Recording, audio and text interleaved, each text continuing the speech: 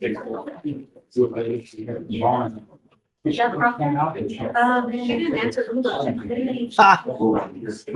Mr. D. That's right.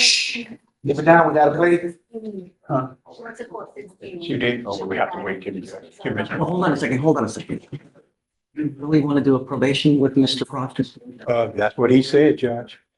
You couldn't even stay out of trouble while you're on bond. Why do you actually think that you can make a probation? Yeah, I've heard that before. How many times have I heard that before? How many bond violations have we had, Mr. Proctor? You know, you can lie to me, but you can't lie to yourself. You know, if you think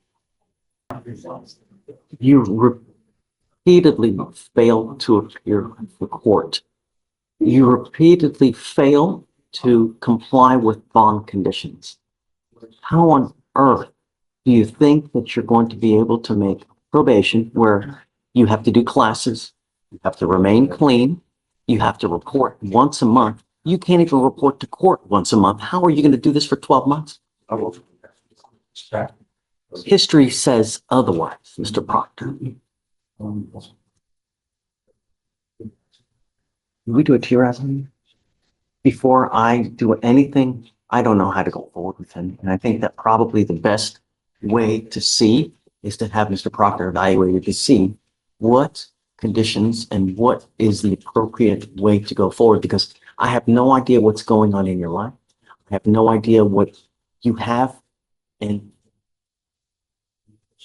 we don't want to see you fail, Mr. Proctor. We want you to leave better than you came. But just doing this right here, it's just throwing you out there to the wolves. I mean, if you really think that this is the appropriate way, you can even, while you're on bond for a couple months, stay out. Before, I would like to have him evaluated. So what we do is we have clinicians available that can interview you, talk to you about you, what's going on with your life, what has been happening with you, how everything has transpired and how we've gotten here to this point, and to see what's the best way that we go forward. Do we need a treatment plan? Do we need inpatient treatment? Is it sufficient to do out? I don't know, but I'm not ready to do this just yet. I think that we need to have your TRAS to see how we go forward. Let's see what they say. And then at that point, you want to court reporter regardless, right? Oh, no, sir, no, sir. We will respectfully honor the So let's request by the board. It doesn't have to take long. I can expedite it so we can have everything done within the next couple of days. We're not talking weeks. We're not talking, so we can have everything done quick, because I don't want you to just sit there and languish. But I need to know how to go forward. And this, I don't think that this is the appropriate way. If they say after we have you evaluated, if they say and they give the blessing, then I'm all for it. I want to do what they advise because they know best. Every time I have someone TRAS'd and I deviate from it, we pay dearly. So that's why I trust them to give us the best advice as how to go forward. All right. Give me a couple days. Let me get the TRAS done. We can come back and then we'll go forward. Okay. Thank you, Judge. Thank you, I just want to make sure I have this on there. So we're going away from TRS immediately. Right. Yeah, because I want to know what are the appropriate conditions that we put, because this right now, this is the type of probation that we usually do when people have, no violations or, they've been, but here we have multiple, 4 different violations from one thing or the other. So that's why. Thank you, Thanks. Judge. Okay. Yes, sir. Thank you. Mr. D. Yes, sir, Your Honor. Yeah, Your Honor, I am here on Mr. John C. Joseph, BBR, alleged BBR violation, Judge. Sitting over in the jury box. It's my understanding that he left his area curfew area on 9:07 p.m. on 5/20 on. Came back at 9:31, approximately 24 minutes. I spoke with him. It's my understanding that he went over to his sister's house because he and his girlfriend had gotten into a heated discussion. He informed me. Mr. Joseph. He informed me that he left to stop a proceeding assault or possibly assault between the I two. do everything in my power to try to prevent people from going back into custody. But some people just refuse to just, I don't know what I can do to get your attention. You now have 2 open cases, and now this is your second bond violation. What do I need to do to get your, shh? What do I need to do to get your attention? Is it putting you back in jail, Mr. Joseph, and making your bond? Huh? Your actions tell me different. This is what we're going to be doing. I'm sending him now for a drug and alcohol test. I want to know what, if anything, is in the system. You were to come back. If you fail the test, if you fail to take the test, if you fail to come back, it's not going to go well for you. Do you understand? I don't want you to say anything. I want you to go take. I'm offended. I'm having time for we get on my sister. You have been on bond, Mr. Joseph. Okay, so now have the yeah. I think the last time he was in court, Judge, I think he made an admission that he had used drugs during that court appearance. And if that's the case, he may be correct in that it may still be in the system, Your Honor, because it hasn't been 30 days. The first burglary of a motor vehicle has been open since June of 2024. You were here in June last year. Because you came in late then. Now we have another set of bond violation for you coming in. Why would I continue to let you go? I let you go already once and you did it again. Do you see what I mean? Because me, if I let you go, then I'm telling you it's okay for you to do what you're doing, when it's not.